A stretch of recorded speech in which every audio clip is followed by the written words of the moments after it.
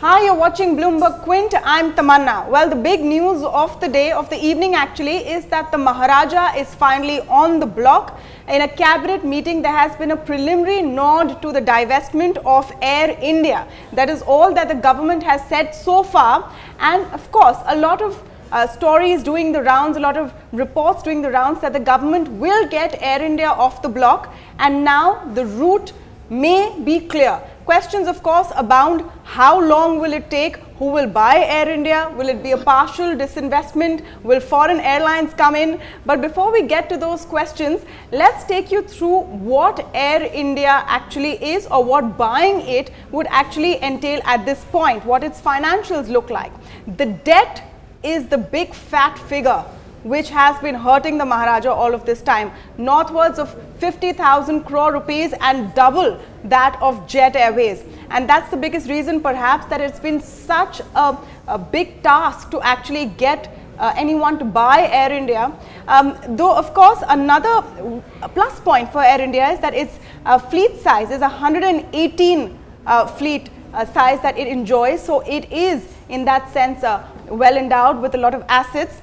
Its market share has been consistently falling over the last few years and middling around 14% right now. So it's not a big player at this point, and its passenger load though is the highest. But the biggest thing about Air India, honestly, apart from all the statistics, is the emotional connect. It is the national carrier, it is India's carrier, and if it has another owner, wholly or a part owner, would it really fulfill the same purposes? Well, to speak more on that, I'm joined by Mr. Pradeep Baijal. He's a former Disinvestment Secretary. Good evening, Mr. Baijal. Thank you so much for joining us.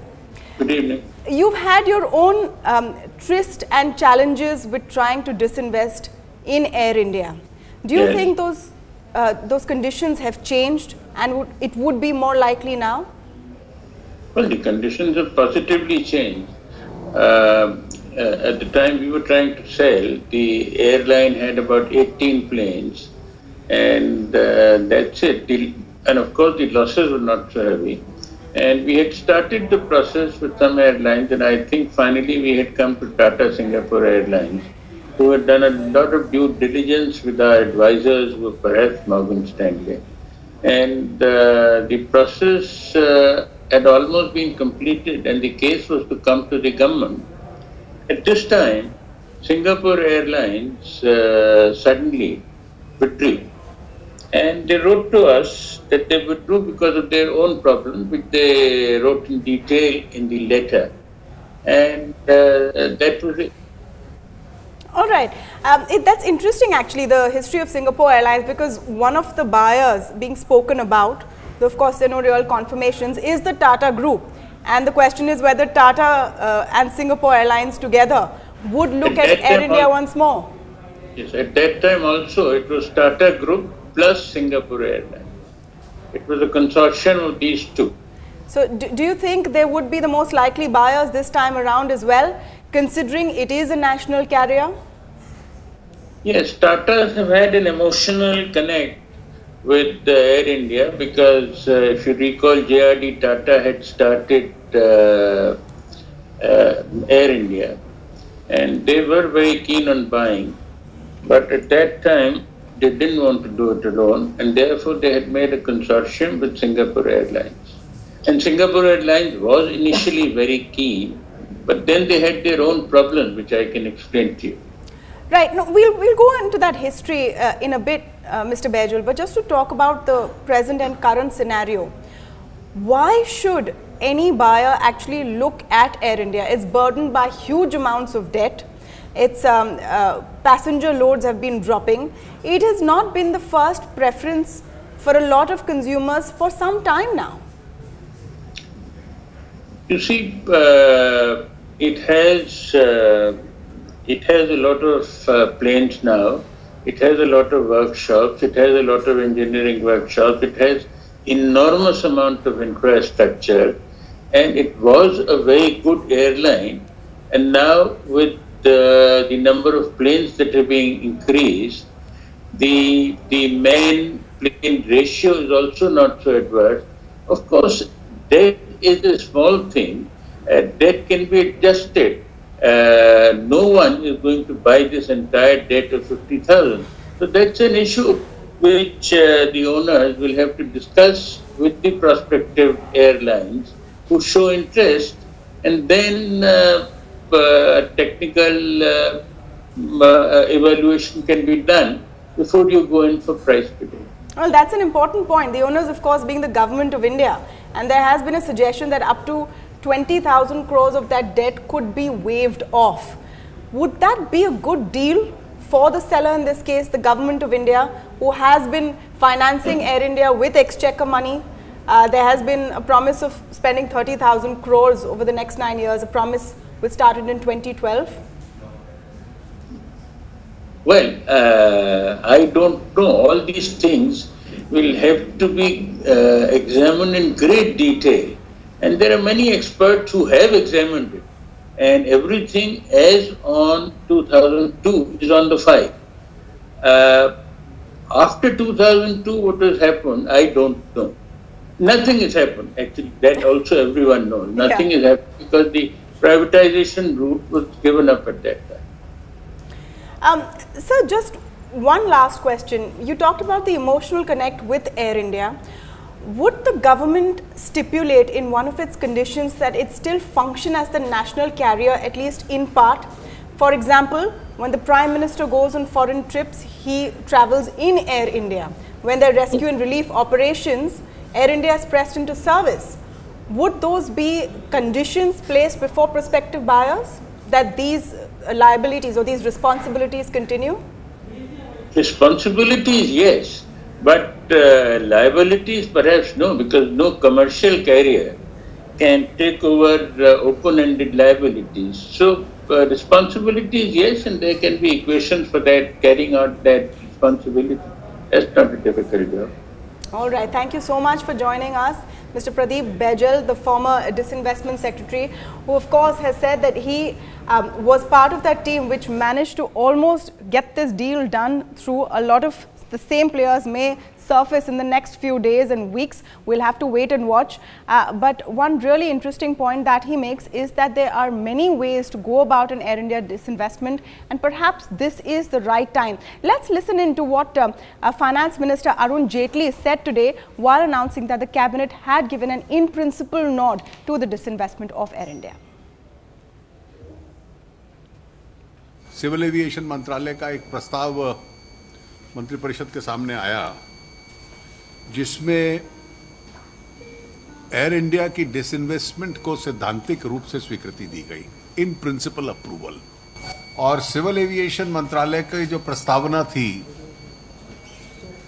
कि finance minister की अध्यक्षता में एक group बने जो इसकी बाकी सारी मोडालिटीज को तय करे, उसको स्वीकार किया गया। कितना डिसइन्वेस्ट होगा, किस प्रक्रिया के माध्यम से होगा, उसके एसेट्स के संबंध में, उसके डेट के संबंध में, होटल कंपनीज के संबंध में, ये सारी जो प्रक्रिया और निर्णय हैं, ये अब ग्रुप लेगा। All right, so that was Finance Minister Arun Jaitley talking about the in-principle cabinet decision. But now the question is, how long will it take? Who will buy into it? Who are possible investors? To talk more about that, we're joined by Ambar Dubey, partner in KPMG, and of course, tracking aerospace and aviation for the longest time. Hi, Ambar. Thank you for joining us this evening. Thank you so much. All right, so now Air India divestment in the works, being talked about it for a long time, but the first step taken today. How optimistic are you about the whole process going through, and what timeline do you see? Thanks, Tamanna. This is a very positive development. This has been in the works for almost 2 years now. The discussions have been on behind the scenes. And a similar discussion had also happened in the late 90s and the early 2000s, but it got scuttled because of various reasons. But this time it looks like the government is extremely determined, and I'm very hopeful that this will go through. Your other question was about the duration. So I guess this whole transaction should take anywhere from 6 to 12 months, depending on how fast the government moves. Okay, now the big question, of course, Amber, is why would someone want to buy Air India? What kind of prospective investors do you see? Because let's not forget that huge ballooning debt figure of 50,000 plus crores. Yeah, Tamanna, I think that's the biggest challenge with this whole scenario, that a lot of this, almost 90% of the discussion is about the liabilities, but not about the assets. There are huge assets sitting, there's a lot of intrinsic value which is sitting inside Air India. If you look at the brand, you look at the market share, you look at the aircraft fleet, it's almost 120 aircraft plus of different configurations. Okay, in the global market, you cannot just pick 10 or 20 aircraft just like that tomorrow. So that fleet has a value, and then there's a lot of institutional knowledge that resides within Air India. And many of the other private airlines have actually leveraged and poached a lot of people from Air India, and they are in very, very senior and important positions in these airlines. So there's a lot of value inside Air India on the asset side. So your question was, why would an investor look at it? They'll look at it primarily for the assets and not the liabilities. So now the trick is, how do we pass on the assets to the private sector without then getting bogged down by the liabilities? There are two ways to it. Now, either you can wait and clean up the balance sheet of the mother company, Air India, and then bring in, then put it on the table and call for bids. The other option is the leasing option, where you leave the assets and liabilities in the books of the mother company, Air India. You create a daughter company, and in that daughter company, which is a clean company with no assets and no liabilities, you bring in the private player to the extent of 74% equity or 100% equity, and to that daughter company, you pass on the assets on lease basis against a lease rental which you charge on the daughter company. So there's all the assets and liabilities stay in the mother company, Air India. You create a daughter company and you lease the assets only to the daughter company, and against that you get lease income. That income can be used to pay back the VRS for the employees and partly pay back the interest and the principal of the lender. So these are two broad options. Now within these, of course, there will be many sub options which we'll have to wait and see how the panel which the government is going to appoint will address. Right. That's an interesting way to look at it, though, to hive off the assets and the liabilities. One more suggestion on the table seems to be, Ambar, to actually look at it in three parts: the international operations, domestic operations, and then the assets by themselves. Do you think that's one approach the government may take? Again, Tamanna, these are things which will have to be evaluated, and I would suggest that the government should engage into a lot of conversations with people who understand this, both on the banking side, on the aviation side, and the potential bidders, because ultimately there'll only be one buyer and there'll be only one structure which will be followed. So the more conversations you do, I mean, you can take all kinds of ideas and reject almost 90%, and then the best option is the one which you can go forth with. Now, your original question was about the different sub-assets within the Air India books. Yes. Now, of course, the real estate can be hived off, and that may get you more value, because if an airline comes and buys out Air India, they are not the best users of real estate. So that one unbundling can be done. And other than that, there are lots of subsidiaries, like there's Alliance Air, there's Air India Express, which looks at international routes. The Alliance Air looks at domestic short haul and regional connectivity. And then you have SPUs or separate companies which look at ground handling, engineering, etc. So a call has to be taken based on feedback from the industry as to, does the unbundling make more sense, or do all these assets put together, the airline will be worth much more than the sum of parts. So this is something which will have to evolve after those discussions. Tamanna? Okay, let's come to now the important question. Who is out there? Who are the buyers? And do you think that the government would look or should look at giving some part to a foreign airline where there may be interest? See, unfortunately, as KPMG, we are engaged with almost all the airlines which could be potential buyers, both Indian and global. So I won't be able to take names, Tamanna. But I think there will be at least 2 or more airlines which will be keen, because of some of the reasons which I mentioned earlier in our conversation. The assets of Air India, on which not much discussion happens, those carry a lot of value. So any airline which takes those 120 aircraft overnight becomes a big player. And those 120 aircraft actually can become 300 or 400 in the next decade, because any national carrier has to be of that size, 300 to 400 to even 500 aircraft, as we see in some of the developed markets like US, China, and Europe. So there is a lot of value, and we feel that if it is structured properly and a lot of interaction happens with the potential bidders, there will be buyers in the market. There's a lot of value inherent.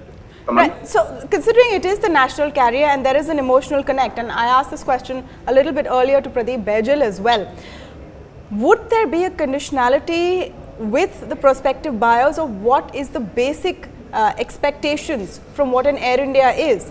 For example, in times of calamities, they have to be rushed in, they have to play their part, or in state visits, and you know the national carrier has its own place and things they have to do. Would those responsibilities continue? Tamanna, let me just clarify, this is a big bogey which is at times used to bring in that emotional justification for Air India continuing in the government's hands, that what if we had to pick up people from a Yemen or Nepal or some other country also where Indians are in distress. The rule, if you look at the Aircraft Act, the rules, the government is free to commandeer any public asset or vehicle. I mean, it could be an aircraft or a ship or a truck or a bus or a car, private car. Any asset of the country can be commandeered by the government if there is a requirement. And the same thing applies to aircraft as well.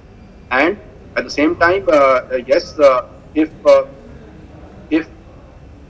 there needs to be a payment made, yes, of course, a reasonable payment should be made to another airline. Suppose you use Indigo to pick up. No, just to interrupt you there, Amber. You're right. The government can commandeer any private assets, but we have seen situations where, in times of natural disasters or calamities, airfares have quadrupled or gone even 10 times higher overnight because people or stranded passengers are trying to get out. So I'm not pushing for that emotional connect for Air India, but it does stand for something. And will that something disappear overnight? Can the government afford to do that? That's my question.